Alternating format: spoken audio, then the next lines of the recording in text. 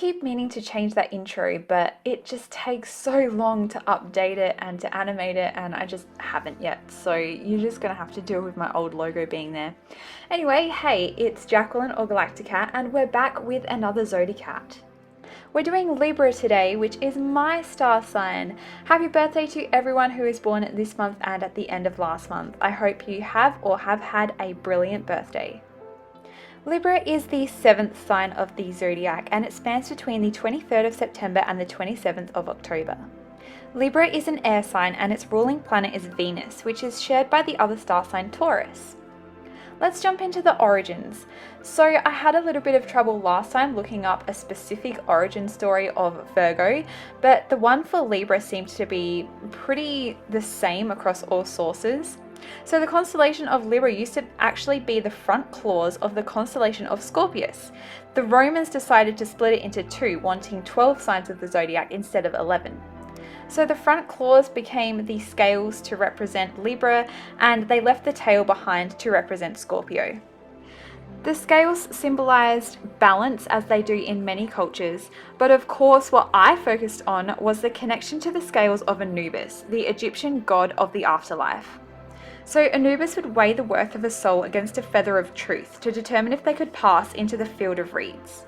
That was a very quick synopsis, but I could spend a long time talking about it, so I'll stop there and let you research further if you wish. So of course, being a Libra myself and being very interested in Egyptian history, I wanted to create a Zodicat that kind of represented my personality and my likes as well. So I did take a lot of inspiration from Anubis and also from the color themes that I found on Pinterest and created in my Pinterest board. If you're interested in seeing that, I will leave a link below, but I worked that into this month's Zodicat design.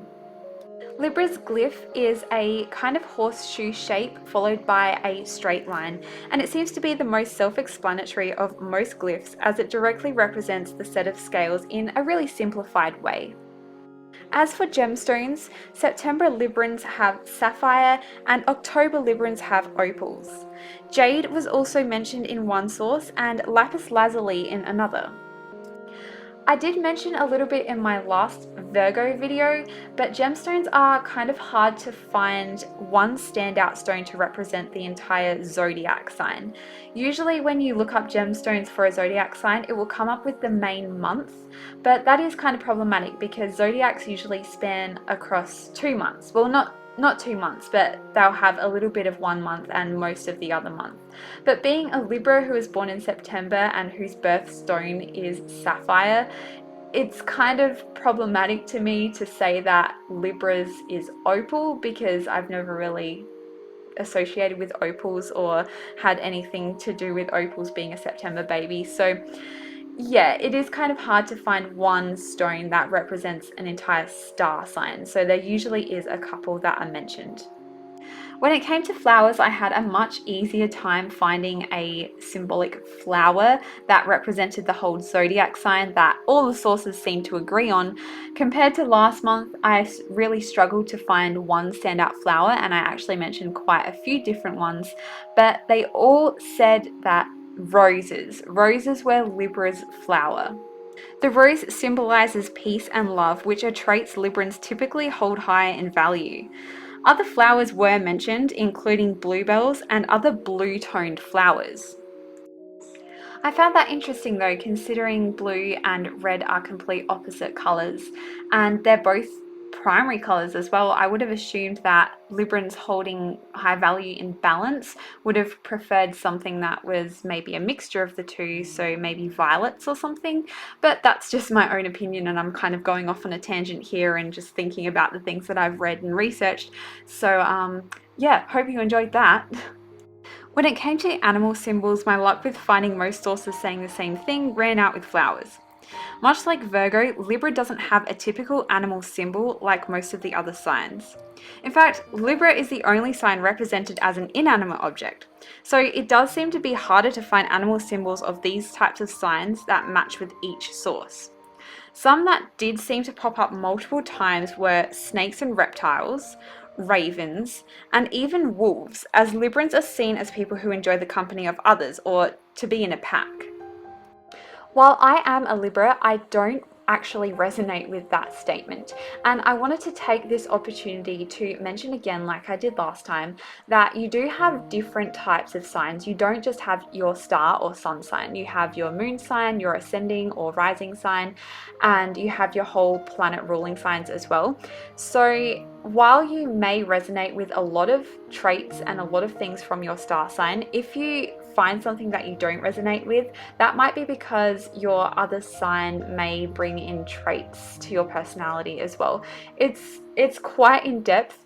Most people just look at their star signs, and if they see their personality within those, they're like, yes, I am a Libra, or yes, I am a Scorpio.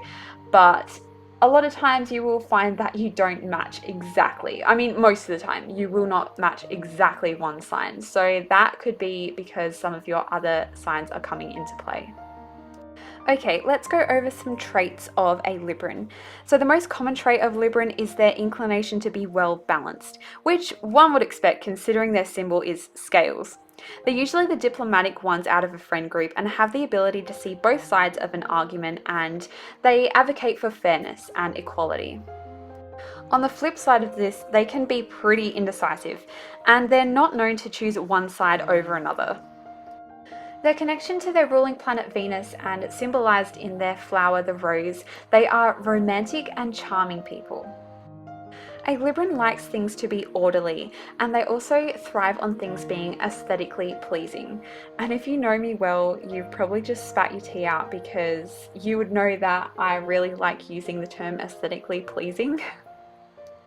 Librans also enjoy music, art, and beautiful places and objects. However, they may come across quite vain at times. In terms of compatibility, Librans are most compatible with the other air signs, Gemini, Aquarius, and other Librans.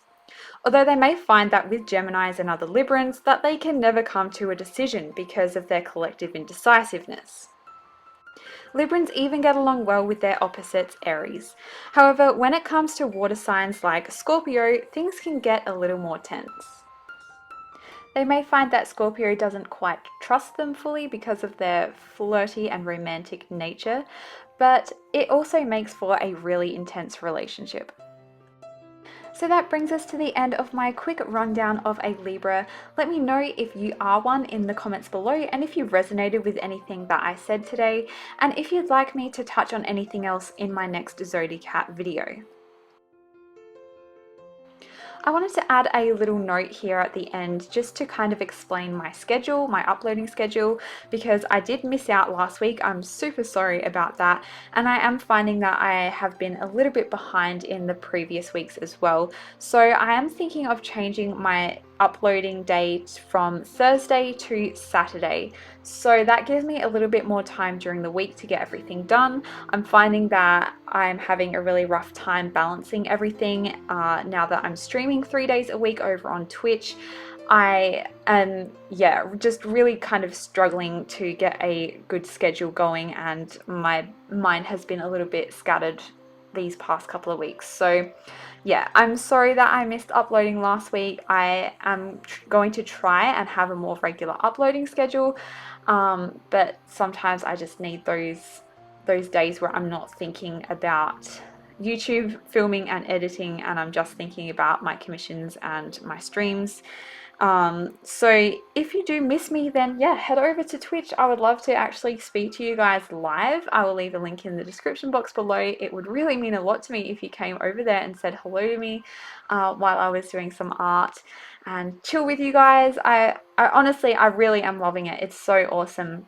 But yeah, I am kind of struggling balancing everything with YouTube as well, because editing is it's a ride.